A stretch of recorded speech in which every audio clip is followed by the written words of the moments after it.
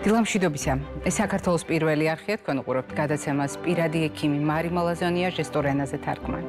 როგორც ყოველთვის მე გადაცემას დავიწყებ ფრაზით, რომელიც ყველაზე მნიშვნელოვანია ჩვენთვის, ყველაზე მნიშვნელოვანია პირადად ჩემთვის, ჩვენი გადაცემისთვის, გადაცემის კონცეფციისთვის და იმ სათქმელისთვის, რომელსაც ყოველდღე გიზიარებთ, ჩვენ ადამიანზე ვსაუბრობთ. დიახ, ჩვენ საუბრობთ ადამიანის შესახებ და ჩვენ საუბრობთ ადამიანის სიცოცხლეზე, რომელიც არის ყველაზე მნიშვნელოვანი, ყველაზე ძვირფასი, ყველაზე მეტად გასაფრთხილებელი ნებისმიერ საზოგადოებაში და როდესაც საუბრობთ ღირსებაზე, დიახ, ადამიანის მიმართ დამოკიდებულება არის საზოგადოების ღირსება.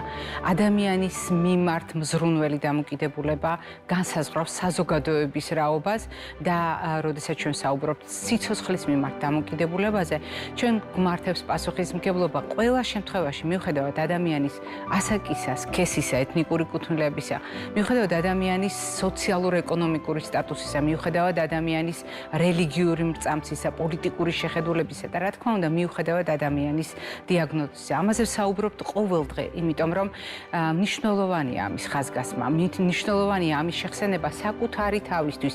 რატომ ვაკეთებთ ამ საქმეს? რატომ საუბრობთ ამ თემაზე ყოველდღიურად და რატომ გვჭირდება იმის გახსენება, რომ თუ ხელი ან ფეხი არ მტკივა, ჯერ კიდევ არ ნიშნავს იმას, რომ ჯანმრთელი ვარ. რომ ჯანმრთელობა ეს არის ადამიანის ფიზიკური, მენტალური და სოციალური კეთილდღეობა. ამიტომ როგორია ჩვენი ფიქრები? რამდენად ვღელავთ და ვშფოთავთ? ეს განსაზღვრავს ჩვენ ჯანმრთელობას. როგორია ჩვენი ურთიერთობები, რამდენად კეთილგანწყობილია საზოგადოება, რამდენად კეთილგანწყობილი და მზრუნველები ვართ ერთმანეთის მიმართ, ეს განსაზღვრავს ჩვენ ჯანმრთელობას. ამიტომ აი ამ თავისებურებების გათვალისწინებით დღეს ჩვენ დანამდვილებით ვიცით, რომ ნებისმიერი პრობლემა, რომელიც შეიძლება შევაფასოთ როგორც ტრაუმა, არის საყურადღებო ადამიანის ჯანმრთელობისათვის. თუ ზოგად განმარტებას გავიხსენებთ, ტრაუმა არის ყველაფერი, რაც ადამიანის ორგანიზმზე ახდენს მაგალითად მექანიკურ ზეწოლას და ამას მოჰყვება თავისი დაზიანებები და ასეთი ძალიან გამარტივებული, უხეში განსაზღვრება შეიძლება არ იყოს საკმარისი დღევანდელი ჩვენი გადაცემისათვის, რადგან ჩვენ ამ თემას შევხედავთ მართალია პირის ღრუს ჯანმრთელობის კონტექსტში, მაგრამ შევხედავთ სხვადასხვა წახნაგით და სწორედ ამიტომ დღევანდელი ჩვენი გადაცემის სტუმრები არიან ჩვენი გადაცემის ძალიან დიდი ხნის მეგობრები. პრაქტიკულად რაც არსებობს გადაცემა პირდაპირ ეთერში ყოველდღიურად, ეს ადამიანები არიან ჩვენი გადაცემის საქმიანობის განუყოფელი ნაწილი და ისინი წარმოადგენენ პროფესიონალ სტომატოლოგთა და მასახის ქირურგთა დიდ ოჯახს და ამ შემთხვევაში მე მინდა სიამოვნებით კიდევ ერთხელ ვისარგებლო შემთხვევით და წარმოგიდგინოთ საქართველოს სტომატოლოგთა ასოციაციის პრეზიდენტი, სტომატოლოგი ჯავახიშვილის სახელმწიფო უნივერსიტეტის პროფესორი ქალბატონი ქეთი გოგილაშვილი და ამავე უნივერსიტეტის პროფესორი ყბასახის ქირურგი, იმპლანტოლოგი ბატონი მამუკა გოგიბერიძე. დილამშვიდობისა კოლეგებო. მოგესალმებით.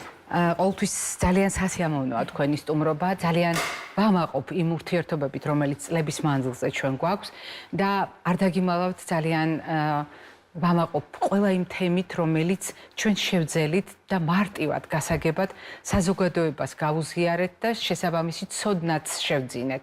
თუმცა, როდესაც საუბრობთ ტრაუმებზე, თითქოს ერთი სიტყვა, ტრაუმა და ძალიან ბევრ პრობლემას იტევს, იმიტომ რომ თავად ტრაუმა შეიძლება იყოს ძალიან განსხვავებული, ტრაუმის ობიექტი შეიძლება იყოს ძალიან განსხვავებული, ტრაუმის ხარისხი იყოს განსხვავებული, მისი თანმხლები შედეგები იყოს განსხვავებული, ამიტომ ძალიან მნიშვნელოვანია თავად ტრაუმის აქტუალობით დავიწყოთ. არის თუ არა პირის ღრუს ჯანმრთელობასთან მიმართებაში ტრაუმა აქტუალური პრობლემა და ყველაზე ხშირად რა ხდება ხოლმე ტრაუმის სამიზნე.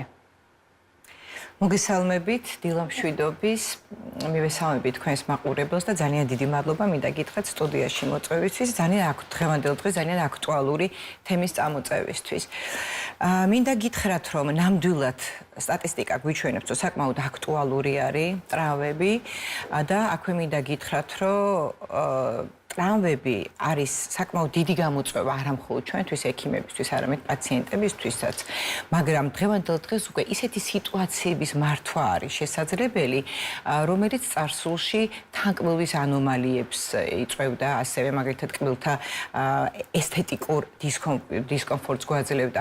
დღევანდელ დღეს კი უკვე შესაძლებელი გახდა ძალიან სწრაფი, დროული, ადეკვატური მკურნალობით ერთი შეხედვით უიმედო სიტუაციების მართვა და ასე ვთქვათ, შედარებით დამაკმაყოფილებელი შედეგების მიღწევა, თუმცა ბატონი მამუკა დამეთანხმება, რომ ერთი მთლიანი გუნდი სტომატოლოგების უნდა იყოს ჩართული ტრავმების მართვაში, იმისათვის უფრო ეფექტიანი იყოს მკურნალობა. ეს არის სტომატოლოგიის სხვადასხვა სფეროს წარმომადგენელი, თერაპევტი, ქირურგი, პაროდონტოლოგი, ორთოპედი, ორთოდონტი, ანუ მთელი სტომატოლოგების ჯგუფი.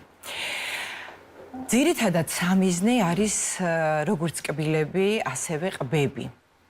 კბილები, რომლებიც ყბებში არის მოთავსებული და ყბებს აქვს თავისი განსაკუთრებული სტრუქტურა, ანუ ქვედა ერთი მთლიანი არის ყბა, ზევით ორად არის გაყოფილი და მარჯვენა და მარცხენა ყბარი და ქვევით მარჯვენა და მარცხენა მხარე, ასე ვთქვათ, ხო?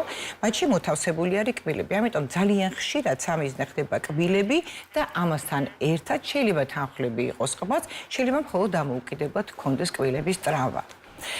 უმთავრესად კბილების ტრავმა მაინც ბავშვთა ასაკში მოდის და ძირითადად ფრონტალური, ანუ წინა კბილებზე მიღებულ ტრავმა არის სტატისტიკურად უფრო მაღალი, იმიტომ რომ წინა კბილები უფრო დიდი არის, მუდმივი კბილები ცოტათი უფრო დახრილი არის და ბავშვები ვარდებიან ან ტრავმის ნებისმიერი საყოფა ცხოვრება იქნება თუ სპორტი იქნება, ნებისმიერ შემთხვევაში ხდება ფრონტალური, ანუ წინა კბილების ტრავმა, მაგრამ აქვე ხაზი მინდა გაუსვა, რომ სარძევე კბილებშიც ხდება, მაგრამ სარძევე თანკბილვაში უფრო ხშირი არის ამოვარდნილობა კბილების და მუდმივ თანკბილვაში მოტეხილობა. და ამიტომ ძალიან დიდი მნიშვნელობა აქვს აქ მოტეხილობის ხაზისად გადის, როგორი გავრცელება აქვს, პულპა, ანუ კბილის რბილი ქსოვილი, მკვებავი ქსოვილი არის გახსნილი თუ არა ტრავმის შედეგად, ფესვის რომელი ნაწილი ლოკალიზაცია როგორი არის ამ ტრავმის, რბილი ქსოვილები ახლავს თუ არა, აი ამ თქვათ კბილის მაგარი ქსოვილების ტრავმას და აქვე მინდა აღვნიშნო, რომ ყველაზე კეთილსაიმედო გამოსავალი აქვს მაინც გვირგვინის ტრავმას. ასეთ შემთხვევაში, როდესაც მაგალითად გვირგვინის მოტეხილობა გვაქვს, პირველ რიგში ყოველთვის იმ ადგილზე, ანუ ტრავმის მიღების ადგილას, ჩვენს მაყურებელს უნდა უთხრათ, რომ უმნიშვნელოვანესია კბილი მოიძიოს. რომ შემდეგ ჩვენთან სტომატოლოგთან მოვიდეს და ასეთ შემთხვევაში აი ამ მონატეხი ფრაგმენტების მიწებება არის, ანუ მისი ფიქსაცია არის შესაძლებელი. ნუ თუ არა, ესეც პრობლემას არ წარმოადგენს, იმიტომ რომ დღევანდელი თანამედროვე ტექნოლოგიებით შესაძლებელი არის ასეთი გვირგვინის აღდგენა. შეიძლება მოხდეს მოტეხილობა გვირგვინის, ანუ კბილის პულპის გაშიშვლებით. ეს უკვე გართულებულ მოტეხილობას ვეძახით, როდესაც შიშვდება, მაგრამ აქ ცოტა მიდგომა არის ცოტათი უფრო განსხვავებული, იმიტომ რომ თუ ეს მონატეხი ფრაგმენტი კი ფრაგმენტთან ერთად, ანუ კბილი გაშიშვლებული ღრუ არის 1 პაწაწუნა, ანუ 1 მილიმეტრზე ნაკლები, ასეთ შემთხვევაში შესაძლებელი არის ცოცხლად შევინარჩუნოთ კბილი, იქ პირდაპირ დაფარვას ვაკეთებთ და ასე შემდეგ. მაგრამ თუ 0.1 მილიმეტრზე მეტია, ასეთ შემთხვევაში აუცილებლად უნდა ჩატარდეს ენდოდონტიური მკურნალობა, მაგრამ აქაც სხვა სტრატეგია უნდა შევიმუშაოთ. შეიძლება მუდმივი კბილი იყოს ჩამოყალიბებული, ფორმირებული ფესვი.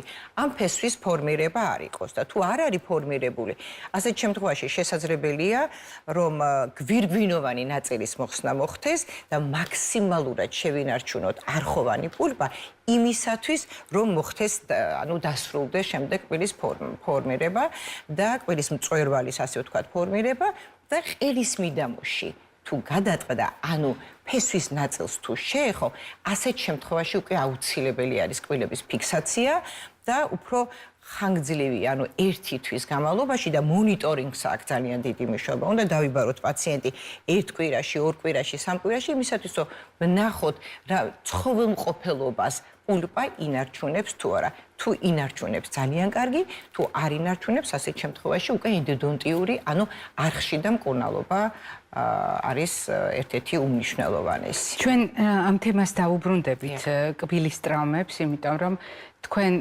გარკვეულწილად გამიჯნეთ კიდეც და მინიშნებაც გქონდათ სარძევე კბილების შემთხვევაში, ან მოსაცვლელი კბილების შემთხვევაში და ძირითადი კბილების შემთხვევაში, რამდენად განსხვავებულია პასუხისმგებლობაც, აღარაფერს ვამბობ, თქვენ აღწერეთ ტრავმული დაზიანებაც განსხვავებულია.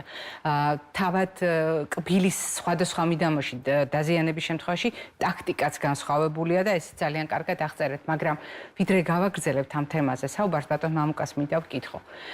როდესაც ჩვენ საუბრობთ ხოლმე რამდენად მყარია ადამიანის ძვალი, საუკეთესო მაგალითი შეიძლება იყოს ჩვენი თავის ქალა, ყბა და ეს მიდამო, იმიტომ რომ დაცულია ტვინი, დაცულია ის უხილავი ორგანოები, მათ შორის კბილები, ენა, პირისღრუს რბილი ქსოვილები, იმ ძვლოვანი ელემენტებით, რომელშიდაც ეს ყველაფერი არის დამაგრებული.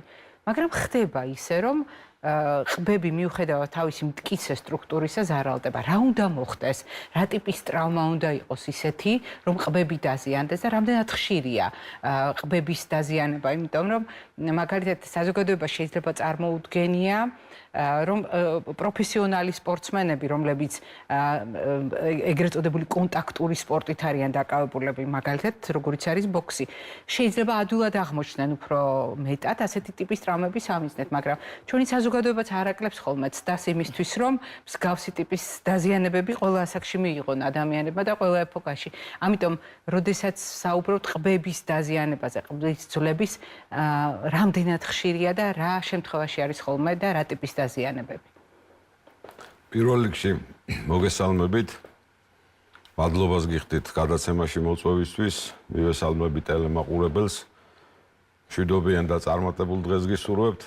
და რაც შეეხება შეკითხვას, ყბების ტრავმული დაზიანება საკმაოდ ხშირია დღევანდელ პრაქტიკაში.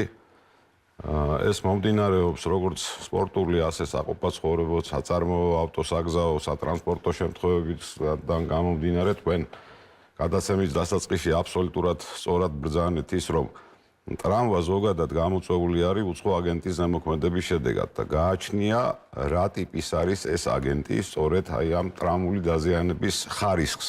ეს აისახება აბსოლუტურად ტრავმული დაზიანების ხარისხზე. მაგალითად, როდესაც დაცემა ხდება ადამიანის წაქცევას გულისხმობ ფიზიკურად, ასეთ შემთხვევაში მოგეხსენებათ, ძირითადად ზიანდება სახის წარზიდული ნაწილები, პირველი ცხვირი, ნიკაპი იღებს ტრავმას, წარბის რკალები ასეთ შემთხვევაში და თავისთავად, როგორც ქალბატონმა კეთილ ბრძანა, კბილების ტრავმულ დაზიანებას საკმაოდ ხშირად ახლავს ყბის ტრავმული დაზიანებას. მიუხედავად იმისა, რომ სახისძვლები არის ბრტყელი ძვლები და არის საკმაოდ მტკიცე, ვინაიდან მათ აქვთ მტკიცე კორტიკალური ფირფიტა, როგორც გარე, ასე შიდა. მიუხედავად ამისა, მაინც გააჩნია დამაზიანებელი ფაქტორის ხარისხს.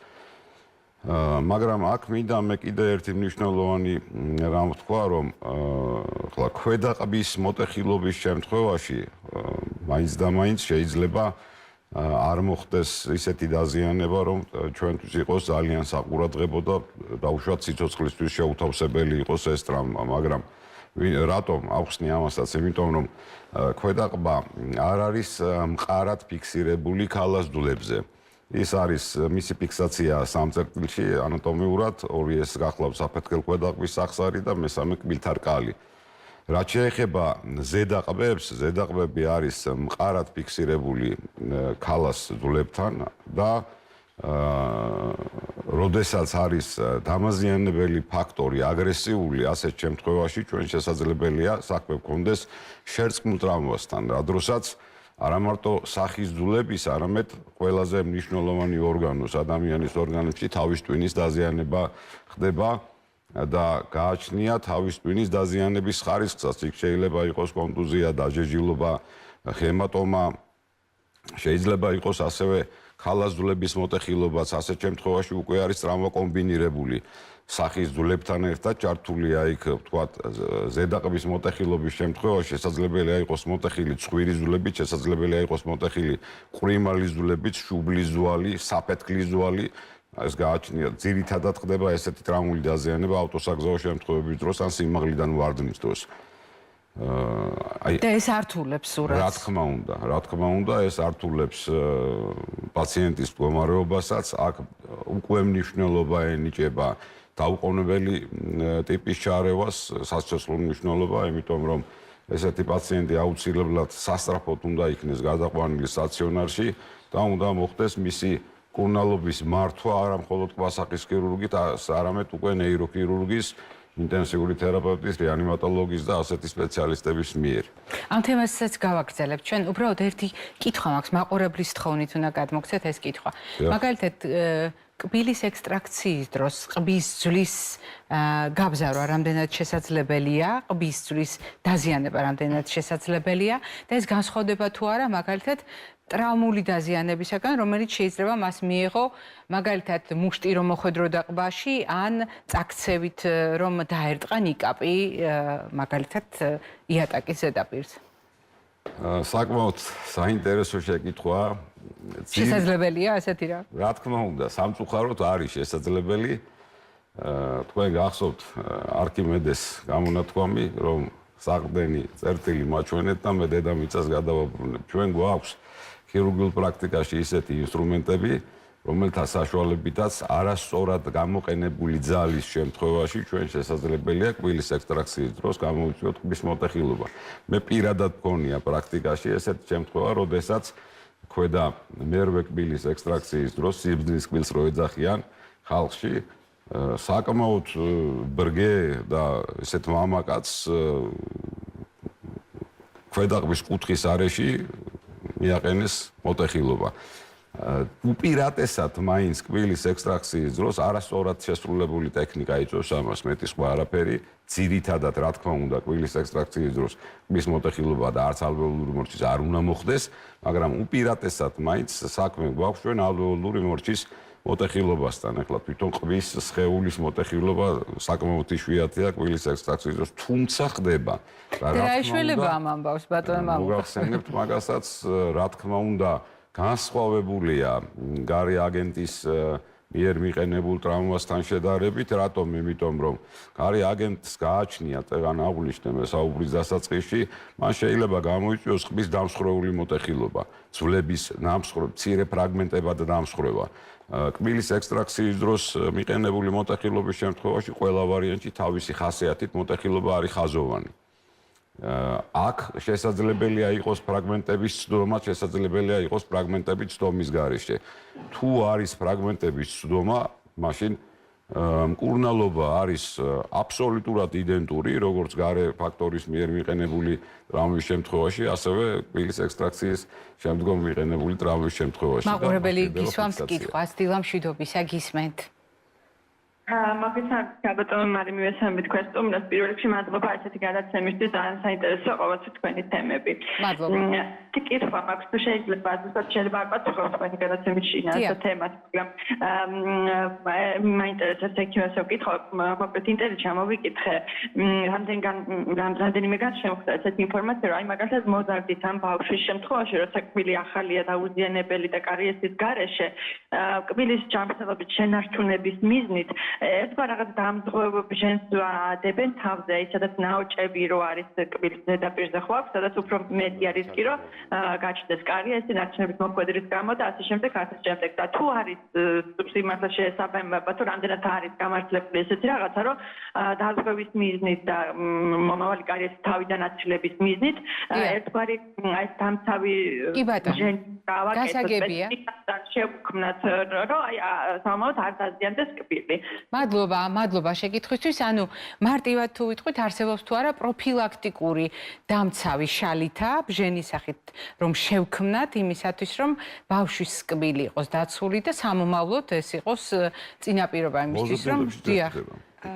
ზოგადად ეხლა პროფილაქტიკას აქვს ძალიან დიდი მნიშვნელობა, იმიტომ რომ დაავადება არ განვითარდეს. ამიტომ მაყურებელმა ძალიან სწორად აღნიშნა, სწორი შეკითხვა დასვა და მე მინდა მას ვუთხრა, რომ ანატომიური ფორმა თვითონ საღეჭი კბილების არის ისეთი, რომ შესაძლებელია მასში ნადები განვითარდეს. ხო, ზოგი არის უფრო ღრმა, ნაოჭები, ხო, ფისურებისგან შედგება, ღრმულებისგან, ეს არის ანატომიური. ამიტომ ამოიჭრება თუ არა კბილი, ბავშვთა ასაკში მუდმივი კბილი, შესაძლებელია უკვე მისი, ასე ვთქვათ, ჩაბეჭდვას ვეძახით სილანტების იმ საშუალებებით, რომელიც ზუსტად პროფილაქტიკურ სამკურნალო საშუალებებს წარმოადგენს. ეს იცავს, ასე ვთქვათ, იმ ღრმულებს, იმ ნადებებისგან, რომელმაც სამომავლოდ შეიძლება კარიესი გამოიწვიოს. როდესაც ჩვენ საუბრობდით კბილის ტრავმებზე, ძალიან მნიშვნელოვანია გავითვალისწინოთ ზრდასრული ადამიანები, სადაც შეიძლება ეს არ იყოს იზოლირებული ტრავმა და ძალიან მნიშვნელოვანია სასტარტო მდგომარეობა გავითვალისწინოთ. ადამიანები, რომელთაც აქვთ თავიანთი კბილები და ასეთ დროს იღებენ ტრავმას და ადამიანები, რომელთაც აქვთ მაგალითად დამხმარე კონსტრუქციები იმისათვის, რომ კბილთა რკალის მთლიანობა იყოს დაცული. ტრავმა განსხვავებულია ასეთ დროს მართვის თვალსაზრისით, იმიტომ რომ მე ბატონ მამუკას მინდა ვკითხო რა ხდება მაშინ, როდესაც მიუხედავად ვთქვათ, უსაფრთხოების ყველა ზომისა, ადამიანს მაინც აქვს ყბის ძვლის ტრავმა და ამის აღდგენაზე უნდა ვისაუბროთ, მაგრამ კბილების შემთხვევაში როგორ არის? თუ კბილები იზოლირებული ტრავმა გვაქვს, ანუ ყბების დაზიანებისგან, ასეთ შემთხვევაში დამოკიდებული იმაზე, რა ტიპის ტრავმა გვაქვს და მისი მკურნალობაც დამოკიდებულია ამაზე. ანუ მაგალითად, თუ ფესვის მოტეხილობა გვაქვს, ამ შემთხვევაში აუცილებლად უნდა გავითვალისწინოთ ტრაექტორია, ხო, მოტეხილობის ტრაექტორია, როგორი არის სიგრძე, ვერტიკალური მოტეხილობა, არის განივი, არის ირიბი, ლოკალიზაცია უნდა გავითვალისწინოთ, არის მწვერვალის მიდამოში, შუა მესამედშია, თუ ყელის მიდამოშია. შეიძლება ამოვარდნილობა იყოს. ასეთ შემთხვევაში ასეთი კბილების მართვა ამოვარდნის შემთხვევაშიც კი აბსოლუტურად შესაძლებელი არის. მეტნაკლებად სიტუაციიდან, არსებული სიტუაციიდან და ტრავმის ხარისხიდან გამომდინარე. თუ ეს არის ორთოპედიული კონსტრუქცია, მაგალითად ხელოვნური ხიდები, ან მოუხსნელი, ან მოსახსნელი ორთოპედიული კონსტრუქციები, ასეთი დაზიანების შემთხვევაში თუ იზოლირებულია, რა თქმა უნდა შესაძლებელი არის მისი აღდგენა. უბრალოდ დამოკიდებულია ის ტაქტიკა არის შესამუშავებელი, ეს არის სრული, მოსახსნელი პროთეზი, თუ ეს არის ვთქვათ ფიქსირებული იმ კბილებზე და იმ კბილების ბედიც, ასე ვთქვათ, უნდა გავითვალისწინოთ ტრავმის შემდგომ. ასე რომ უკვე 21 საუკუნეში სტომატოლოგიური სერვისები უკვე ყველანაირი არის და ჩვენ შეგვიძლია რომ პაციენტებს მეტნაკლებად არსებული სიტუაციიდან გამომდინარე ისინი შევთავაზოთ. ბატონ მამუკას მინდა დაუბრუნდა ისევ კითხვით, რომელიც ყველაზე საჭიროა, გასაგებია, კარგია რომ არ გვემართებოდეს ტრავმა და კარგია რომ არ გქონდეს დაზიანებები, მაგრამ სამწუხაროდ ცხოვრებაში ასე არ ხდება ხოლმე და შეიძლება იყოს სრულიად მოულოდნელად ისეთი სიტუაცია, სადაც ადამიანს აქვს ყბასთან დაკავშირებული ან ყბებთან დაკავშირებული ტრავმა. მე მინდა მაყურებელს გავახსენო, რა თქვა ბატონმა მამუკა. მან ბრძანა ძალიან მარტივად თუ ვიტყვით, აი ამ ორ წერტილში ჩვენი ქვედა ყბა არის ფიქსირებული ქალას ძვალთან. ამ ფიქსაციაში ეხმარება კიდევ ერთი ზონა, რომელსაც აი კბილები ქმნის ერთად ორივე რკალი, რომელიც საბოლოო ჯამში თითქოს დამალულია ტუჩების მიღმა, მაგრამ საბოლოოდ არის იმ ფიქსაციის ნაწილი, იმ დასამაგრებელი აპარატის ნაწილი, რომელიც ქვედა ყბას ზედა ყბასთან მიმართებაში იჭერს. მაგრამ ძალიან მნიშვნელოვანი იყო თქვენი ფრაზები, როდესაც განსხვავებულია რისკები ყბების დაზიანების დროს.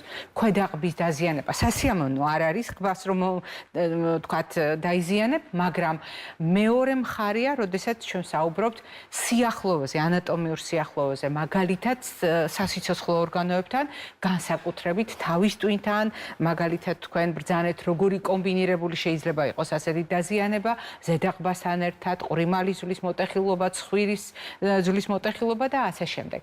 როგორ უნდა აღდგეს ეს ყველაფერი? როდესაც ყბის დაზიანებაზე ვსაუბრობთ, აუცილებლად უნდა ვივარაუდოთ, რომ გამოსასწორებლად ჩვენ გვჭირდება ქირურგიული მეთოდები, თუ არის იმის შესაძლებლობა, რომ ორგანიზმს დავაცადოთ თვითონ აღიდგინოს, აი როგორც ახერხებს ხოლმე სხვადასხვა ქსოვილის შეხორცებას, მაგალითად გაჭრილი კანის. კი ბატონო.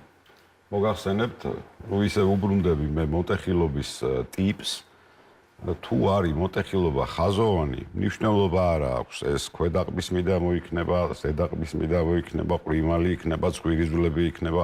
როდესაც მოტეხილობა არის ხაზოვანი ფრაგმენტების ცდომის გარეშე, ერთადერთი უპირობოდ, რაც უნდა ჩვენ შევასრულოთ, ეს არის ფიქსაცია მონატეხი ფრაგმენტების. უნდა იყოს ფრაგმენტები რაღაცნაირად ფიქსირებული. ზედაყბების და ცხვირიზვლების და ყრიმალი ძვლის შემთხვევაში ეს ისედაც გვაქვს უბრალოდ შემდგომ კიდევ დამაზიანებელი აგენტისგან ვიცავთ პაციენტს და ვაფრთხილებთ, რომ მან თქვათ ბალიზე არ დადოს ეს მხარე, რაღაცა კიდე დამატებითი ტრავმა არ მიიღოს და ასე შემდეგ და ასე შემდეგ. და რაც შეეხება ქვედაყბის ხაზოვან მოტეხილობას, ასეთ შემთხვევაში დღეისთვის ფიქსაციისთვის ძალიან მარტივად ვიყენებთ ბრეკეტებს, როდესაც კბილები არსებობს პირის ღრუში, ბრეკეტები ფიქსირდება საკუთარ კბილებზე და ამ ბრეკეტებზე არსებული განთავსებული რეზინის ჭიმებით ვახდენთ ქვედაყბის ზედაყბებთან ფიქსაციას. საკმარისი არის აბსოლუტურად 4 კვირა და ხდება იქ ოსტეორეგენერაცია. ანუ ძვლის აღდგენა. ძვლის აღდგენა, დიახ. ეხლა როდესაც სამწუხაროდ არის ზედაყბის კომბინირებული ტრავმა, აქ ძალიან მნიშვნელოვანი ფაქტორია კიდევ ერთი, რომ შესაძლებელია იყოს თვალბუდის ძვლების დაზიანება და განსაკუთრებით თვალბუდის ფსკერი, როდესაც ზიანდება, ასეთ შემთხვევაში ჩვენ გვაქვს ჰიპოენოფთალმიკია, სამედიცინო ტერმინოლოგიით, ანუ თვალის კაკალი გადანაცვლებულია უკან და ქვემოთ. და აქ არა მარტო ესთეტიური, არამედ ფუნქციური დარღვევაც გვაქვს, იმიტომ რომ ასეთ შემთხვევაში პაციენტს აქვს მხედველობის გაორება. მხედველობის გაორებით ცხოვრება და სოციალური არსებობა მოგეხსენებათ საკმაოდ რთულია და ეს ყველა ვარიანტი უნდა გამოვასწოროთ. ასეთ შემთხვევაში აუცილებელია მოვახდინოთ თუ წვრილ ნამსხვრევოვანი მოტეხილობა არ არის და არ არის ძალიან წვრილი ფრაგმენტები, იმიტომ რომ თვალბუდის ფსკერი ძალიან თხელი ძვალია, იქ პრაქტიკულად მილიმეტრიც არ გვაქვს ძვლის სისქე, მართალია საკმაოდ მტკიცე კორტიკალური ძვალია, მაგრამ ძალიან თხელია და ის შეიძლება ზუსტად ეს განაპირობებს, რომ ის შეიძლება როგორც მინა იმსხვრევა წვრილ ნამსხვრევებად, ასეთ წვრილ ნამსხვრევებად დაიმსხვრეს ესეთი ტიპის ძვალი. ასეთ შემთხვევაში ჩვენ მაშინ დამატებით იმპლანტი უნდა შევიტანოთ და ამ იმპლანტის საშუალებით უნდა მოვახდინოთ თვალის კაკლის წამოწევა და დაბრუნება მისი სწორ პოზიციაში, რომ მხედველობა აღდგეს. სხვა დანარჩენ შემთხვევაში შესაძლებელი არის საკუთარი ძვლების რეპოზიციის, ანუ თავდაპირველ ანატომიურ მდგომარეობაში დაბრუნების ხარჯზე და ფიქსაციის ხარჯზე მოვახდინოთ პაციენტის ჯანმრთელობის რეაბილიტაცია. ოღონდ აქაც აუცილებელია რომ მოხდეს ფიქსაცია, ეს ფიქსაცია უკვე ახალი მეთოდებით ხდება მინიფირფიტების და ჭანჭიკების საშუალებით, არის მოწოდებული ძალიან მრავალი გეომეტრიული კონფიგურაციის მინიფირფიტა, ლოკალიზაციის მიხედვით გააჩნია რა ანატომიურ უბანზე გვჭირდება ის. ფუნქციას აღიდგენს შემდეგ ეს ჩვენი ანატომიური კონსტრუქცია, რომელიც ამ ტრავმის შედეგად დაირღვა, ფირფიტები აძლევს საშუალებას ადამიანს, რომ მერე სრულფასოვნად ღეჭოს, სრულფასოვნად მუშაობდეს ყბა, როგორც ვთქვათ, ფირფიტების გარეშე ბუნებრივი ძვალი იმუშავებდა. მოგახსენებთ, აუცილებლად, რა თქმა უნდა, ფუნქციის აღდგენა ხდება აბსოლუტურად სრულად, რატომ? იმიტომ რომ იქ ხდება ოსტეორეგენერაცია, ანუ მონატეხი ფრაგმენტები გაძვალება ხდება, ესე რომ ვთქვათ, გასაგებ ენაზე, უხორცდება ერთმანეთს ეს მონატეხი ფრაგმენტები და ის უბრუნდება ისევ პირვანდელ ანატომიურ მდგომარეობას. დღეისთვის ადრე, როდესაც იყო უჯანგავი ფოლადის ფირფიტები მოწოდებული სამედიცინო პრაქტიკაში, საჭირო იყო ხდებოდა ხოლმე მისი ამოღება სხეულიდან და განმეორებითი ოპერაციის ჩატარება პაციენტებისთვის, რაც ну რა თქმა უნდა არასასიამოვნო იყო ახლა ხელმეორე ჯანმრთელ ადამიანს ძალიან უჭირს ზოგადად ეკიმთან მისვლა თუ ეს ფსიქოლოგია თუ არ გაუჭირდა ადამიანს ცდილობს რა საკურველი მაქსიმალურად ცდილობს რომ ეკიმთან არ მივიდეს და ახლა წარმოვიდგინეთ თქვენ შეხორცებული ძვლები ფუნქცია აღდგენილი არაფერი პაციენტს არ აწუხებს მაგრამ მის ფიფიდან უნდა ამოიღოს იმიტომ რომ შესაძლებელია ჩამოყალიბდეს მეტალოზი რაღაცა წავიდეს რეაქცია იმიტომ რომ უჟანგავი ფოლადია დღეს ამის პრობლემაც არ არის იმიტომ რომ მოწოდებული არის ტიტანის ფირფიტები, როგორც ფირფიტები, ასე ჭანჭიკები და შესაძლებელია ეს ფირფიტა ატაროს მთელი ცხოვრება პაციენტმა, ის მას არც ამძიმებს, არის იმპლანტი, უბრალოდ თავდაპირველად ეხმარება ანატომიური მთლიანობის აღდგენაში. და რომ შევაჯამ, დიახ. მინდა აღვნიშნო, რომ ბატონმა მამუკამ, როდესაც თქვა, რომ ფიქსაცია ხდება ბრეკეტ სისტემის საშუალებით, აი ესეც სიახლე არის ქირურგიულ სტომატოლოგიაში, იმიტომ რომ ადრე არტაშნები გამოიყენებოდა და დღეს უკვე უფრო კომფორტული კონსტრუქციით, საშუალებებით, აი ამ უკვე იმპლანტები. ადრე იყო კბილგრძილოვანი არტაშნები, რაც იწვევდა ჰიპერტროფიულ გინგივიტებს, იმიტომ რომ იქ იყო კომპრესია, აი ამ ზეწოლა იყო, ჰიგიენა იყო, საშინელი, ну ძალიან უჭირდა კბილების მორყევას იწვევდა და საკმაოდ ხშირად პირველად დანაკარგი კბილების პაროდონტის დაავადებები ვითარდებოდა სწორედ მას შემდეგ, როდესაც პაციენტს ჰქონდა გადატანილი მოტეხილობა ყბების. ძალიან დიდი მადლობა კოლეგებო დღევანდელი სტუმრობისთვის.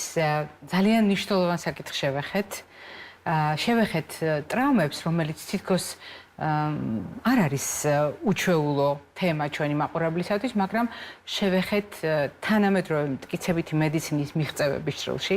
ყველაფერი რაც დღეს მას მაყურებელმა მოისმინა, ეს იყო ბოლოს სიტყვა სტომატოლოგიაში და ქირურგიულ სტომატოლოგიაში და ძალიან მნიშვნელოვანია აქტუალობის გათვალისწინებით ამ თემაზე საუბარი, მით უფრო რომ ნებისმიერი ასაკის ადამიანს, ნებისმიერი ფიზიკური მონაცემებით შეიძლება ჰქონდეს რისკი ტრავმის განვითარების და პირისპირ შემთხვევაში ეს შეიძლება იყოს თავის შედეგებით მინიმუმამდე შემცირებული უსიამოვნო შედეგები მაქვს მეხედველობაში იმ შესაძლებლობებით, რაზეც დღეს თქვენ ისაუბრეთ. დიახ, ბატონმა მამუკამ აღნიშნა, რომ პაციენტებს ჯანმრთელ მდგომარეობაში არ უყვართ ექიმებთან მისვლა. მე მინდა ჩვენს გამოვიყენო ეთერი თქვენი და აი ამ სიტუაციაში ტრავმებთან დაკავშირებით ძალიან ვთხოვოთ ჩვენს პაციენტებს, რომ მიღებული ტრავმის შემთხვევაში აუცილებლად მიმართონ სტომატოლოგს თუ ტრავმის ვიზუალიზაცია, ანუ მისი გარეგნულად თქვათ ვერ ამჩნევს აი ამ ტრავმას მიუხედავად ამისა, იმიტომ რომ ძალიან ხშირად უკვე როდესაც მოდიან და კვილი არის ფერშეცვლილი და შემდეგ მას ანამნეზში ანუ გამოვკითხავთ და ირკვევა ანამნეზით რომ სადღაც ბურთი მოხვდა, სადღაც დაეცა, უბრალოდ არ ქონდა არანაირი ტრავმა გარეგნულად და ის არ გამოცხადდა ასე. მაგრამ კბილმა ფერი შეიცვალა. იცვლის, იმიტომ რომ იქ არის ნერვულ-სიზარღვოვანი კონა, რომელიც დაჟეჟილობა ხდება, ხო, ანუ კომპრესია, ზეწოლა ხდება ამ ტრავმის შედეგად და ხდება მისი დაზიანება და რომელიც კვებავს შემდეგ კბილს და როდესაც უკვე კბილი აღარ იკვებება, ანუ პულპა აღარ იკვებება, შემდეგ უკვე ნეკროზდება, ანუ კვდება კბილი და შემდეგ უკვე სხვა საშუალებებით შეიძლება უკვე მეთოდოლოგიით მისი მკურნალობა და აი ფერის შეცვლა ასევე, როდესაც ჩვენ მაგალითად თვალში ჩაგვექცევა სისხლი, არის წითელი, ხო, ჩაქცევის დროს, არის შემდეგ მოყვითალო და შემდეგ ქრება. ასევე მაგალითად ნებისმიერი დაჟეჟილობის დროს გვაქვს სილურჯე, შემდეგ სიყვითლე და ქრება. და კბილში ეს არასდროს არ ხდება. ანუ ჩაქცეული სისხლი დენტინის მილაკებში გაჟონავს და აი ამიტომ ხდება, ფიქსირდება და აი ამიტომ არის უკვე კბილი ფერშეცვლილი და შემდეგ უკვე შესაძლებელია სიტუაციიდან გამომდინარე ან თერაპიული მკურნალობა, ან ორთოპედიული მკურნალობა. ამიტომ ტრავმის მიუხედავად იმისა, კიდევ ერთხელ მინდა აღვნიშნო, რომ გარეგნულად ეს კბილს არ ეტყობა, აუცილებლად ტრავმის შემთხვევაში უნდა მომართოთ სტომატოლოგს. მადლობა კოლეგებო და მაყურებელს შევახსენებთ დღევანდელი ჩვენი გადაცემის სტუმრები ბრძანდებოდნენ საქართველოს სტომატოლოგთა ასოციაციის პრეზიდენტი პროფესორი ქალბატონი ქეთი გოგილაშვილი და ყბასახის ქირურგი, იმპლანტოლოგი პროფესორი ბატონი მამუკა გოგიბერიძე. მე სულ რამდენიმე წუთი კიდევ მაქვს იმისთვის, რომ თქვენ კვებით შუქნიშანზე გესაუბროთ და დრასაკურველია რეკომენდაციები იქნება თემატური.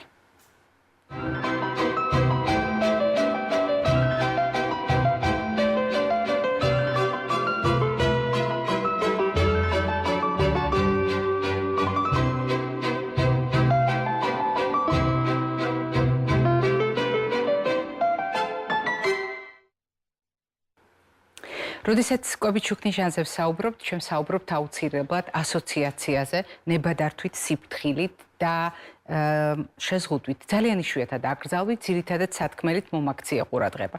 მაგრამ დღეს მე ყურადღებას მივიქცევ ცოტა განსხვავებული მიმართულებით, როდესაც ჩვენ ვსაუბრობთ ხოლმე ტრამვის შემდეგ აღდგენაზე. რასაკვირველია, ჩვენმა დღევანდელმა სტუმრებმა ძალიან კარგად ამომწურავად ისაუბრეს ამის შესახებ, მაგრამ შეუძლია კვებას დაეხმაროს თუ არა. რასაკვირველია, ნებისმიერი აღდგენის პროცესში ჩვენ გვახსოვდეს, რომ ორგანიზმში სამშენებლო მასალა ეს არის ცილა.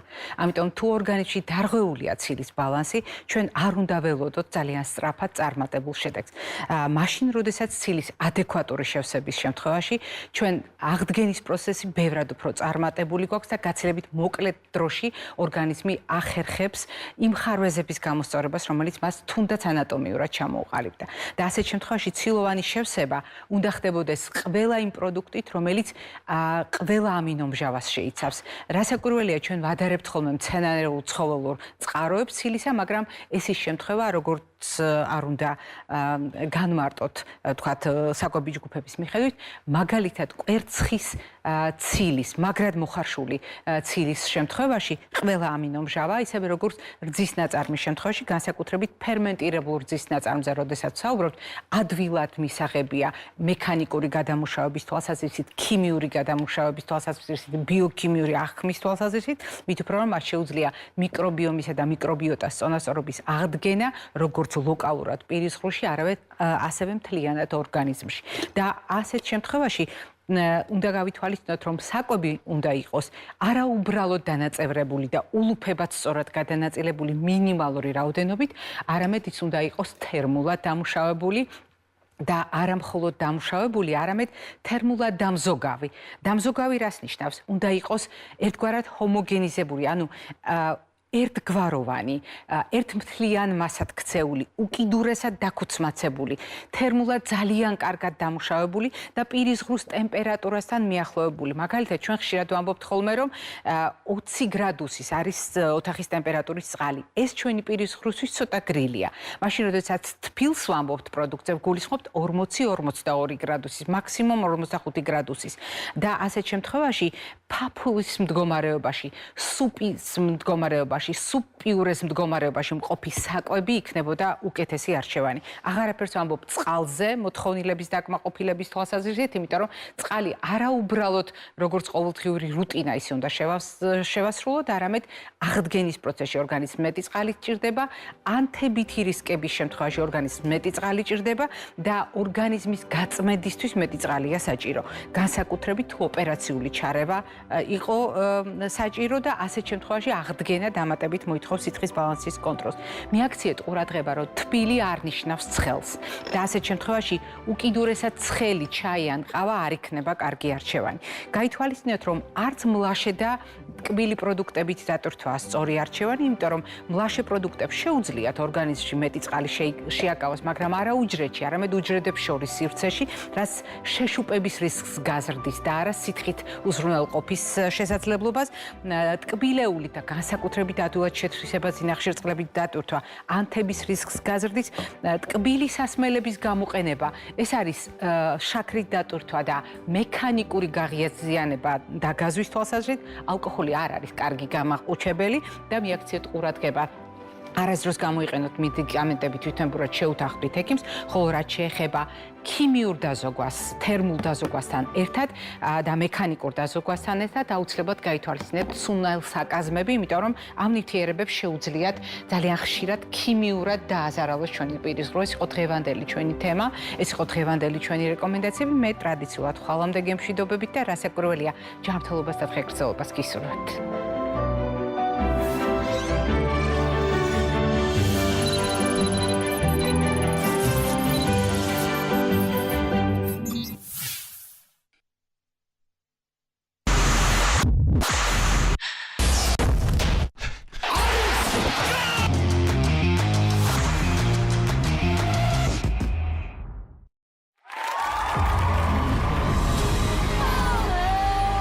დიდი მუსიკალური ზეიმი პირველი არხის ეთერში 25 და 26 მაისს ცემლი მომადგა თვალზე. ცეცხლი დაანდეს. რანინას ფინალური შაბათი კვირა. შაბათს რანინელების სექსტეტი, ბურგმარქსი და მერი დავითაშვილის უნიკალური სიმღერები. კვირას საფინალო აკორდი. გოგი დოლიძის თავისუფლებისათვის და გამარჯვებისთვის ნამღერი ყველა სიმღერა. ორი ჯადოსნური საღამო ერთად. პირველ არხზე. შენ გაჩდი, იმიტომ რომ მიყოს სცენას. 25 მაისს ფინალისტების გამოვლენა. მე-7 სეზონის ფინალისტია 26 მაისს ვირჩევთ რანინას მე-7